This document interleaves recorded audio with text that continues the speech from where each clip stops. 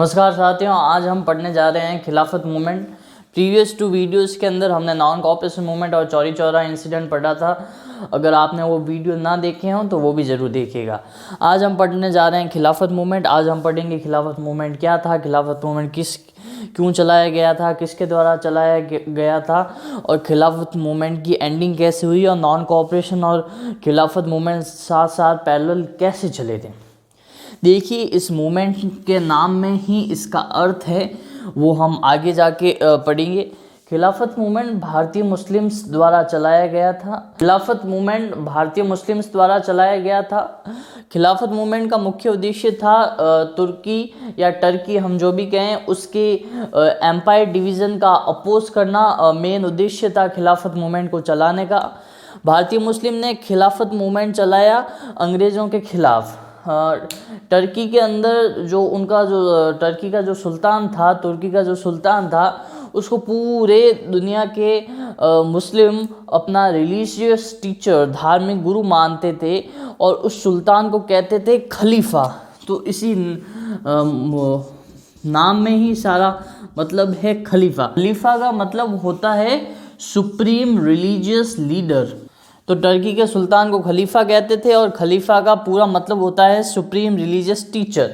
तो ये खलीफा के प्रोटेक्शन के अंदर जो खलीफा की पोस्ट जो ब्रिटिशर्स ख़त्म करना चाहते थे, लॉर्ड जॉर्ज हो गए वगैरह हो गए, जो ब्रिटिशर्स प्राइम मिनिस्टर थे, वो खलीफा की पोस्ट को ख़त्म करना चाहते थे टर्की के डिवीज़न के साथ। परंतु भारतीय मुस्लिम खलीफा की पोस्ट को ख़त्म नहीं होना देना चाहते थे, इसलिए पूरी दुनिया के मुस्लिम साथ मिल गए और स्पेशली भारतीय मुस्लिम ने एक मूवमेंट चलाया जिस मूवमेंट का नाम था खिलाफत मूवमेंट। और भारत के अंदर अलग अलग हिस्सों के अंदर खिलाफत कमिटीज़ भी बनाई गई थी। लॉर्ड जॉर्ज ने सभी भारतीय मुस्लिम्स को ये आश्वासन दिया, एश्योर्ड किया कि हम खलीफा की पोस्ट को या फिर टर्की को कुछ हानि नहीं पहुंचाएंगे। परंतु वर्ल्ड वॉर फर्स्ट ख़त्म होने के बाद ब्रिटिशर्स का एटीट्यूड भारतीय मुस्लिम की तरफ भी बदल गया। साथ ही साथ उन्होंने टर्की के ऊपर हमला भी कर दिया और बाद में टर्की के ऊपर उन्होंने जीत भी हासिल कर दी थी। टर्की पर ब्रिटिशर्स की जीत के बाद भारतीय मुस्लिम अपने रिलीजियस प्लेस के लिए असंतुष्ट थे, इनसिक्योरिटी फील कर रहे थे। वो सोच रहे थे अब हमारे रिलीजियस प्लेसेस को ख़त्म कर दिया जाएगा। भारतीय मुस्लिम्स ने खलीफा के फेवर के अंदर ब्रिटिशर्स के खिलाफ आंदोलन शुरू कर दिए, प्रोटेस्ट शुरू कर दिए।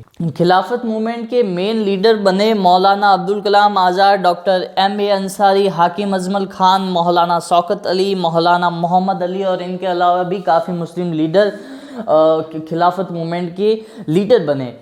इन्होंने सबने मिलके हिंदुस्तान के अलग अलग कोनों के अंदर खिलाफत कमेटी बनाई और इस कमेटी के ज़्यादातर लीडर यही बने। खिलाफत मूवमेंट केवल मुस्लिमों द्वारा चलाया गया एक मूवमेंट था। 22-23 नवंबर 1919 में अखिल भारतीय खिलाफत सम्मेलन में यानी ऑल इंडिया खिलाफत कॉन्फ्रेंस के अंदर ये निर्णय लिया गया कि अगर हमारी मांगें पूरी नहीं की गई तो हम नॉन कोऑपरेशन मूवमेंट शुरू कर देंगे। इस कॉन्फ्रेंस के अंदर गांधी जी को स्पेशल गेस्ट के रूप में बुलाया गया और गांधी जी ने भी इनका साथ देने का, मुस्लिम्स का साथ देने का बोला। और गांधी जी और कांग्रेस दोनों को ये अपॉर्चुनिटी नज़र आई कि अगर हमने खिलाफत मूवमेंट का साथ दे दिया तो मुस्लिम हमारे साथ हो जाएंगे, क्योंकि इससे पहले कभी मुस्लिम्स ने नेशनल मूवमेंट के अंदर साथ नहीं दिया था। कोई एक आध मुस्लिम हो सकते हैं जिन्होंने साथ दिया था, परंतु मोटा मोटी तौर पे किसी मुस्लिम्स ने राष्ट्रीय तौर पे किसी भी आंदोलन में कांग्रेस का या फिर हिंदुस्तान का साथ नहीं दिया था। वो ज़्यादातर ब्रिटिशर्स के साथ ही मिले हुए थे। तो गांधी जी और कांग्रेस दोनों को ये मौका नज़र आया कि अगर हमने इनका साथ दे दिया, खिलाफत मूवमेंट में इनका साथ दे दिया, तो ये हमारा साथ दे देंगे और ये हमारे साथ मिल जाएंगे। पर असल तौर में ऐसा कुछ हुआ नहीं। गांधी जी और कांग्रेस का इन्होंने फ़ायदा उठाया, परंतु कांग्रेस को 0.01% भी इनको फ़ायदा नहीं हुआ। बाद में अगस्त 1920 में नॉन कोऑपरेशन मूवमेंट भी शुरू कर दिया गया था। सभी लोगों ने अपने title, government post, colleges, schools को बाइकआउट कर दिया, रिज़ाइन कर दिया और नॉन कोऑपरेशन मूवमेंट में सबने अपना साथ दिया। तो नॉन कोऑपरेशन मूवमेंट के साथ खिलाफत मूवमेंट चलने की वजह से कांग्रेस ने सोचा कि हमारे नॉन कोऑपरेशन मूवमेंट के अंदर भी मुस्लिम सहयोग करेंगे और हम इनके खिलाफत मूवमेंट में भी इनका सपोर्ट करेंगे। इन सब के चक्कर में मुस्लिम से तो इन्हें कुछ फ़ायदा हुआ नहीं, परंतु जो इंडिया के ओरिजिनल मुद्दे थे, रियल मुद्दे थे, उनको भी कांग्रेस उठा नहीं रही थी, उन मुद्दों को भी भूल रही थी। और उन मुद्दों से महत्वपूर्ण, उन मुद्दों से इम्पोर्टेंट इन्होंने खिलाफत मूवमेंट बना लिया था। खिलाफत मूवमेंट के चक्कर में इन लोगों ने भारत के महत्वपूर्ण मुद्दे, देश के महत्वपूर्ण मुद्दे, नेशन के महत्वपूर्ण मुद्दों को भी लेना छोड़ दिया था। इनको किसी दूसरे धर्म की पड़ी थी और वो धर्म का लिंक किसी तीसरे ही कंट्री से था।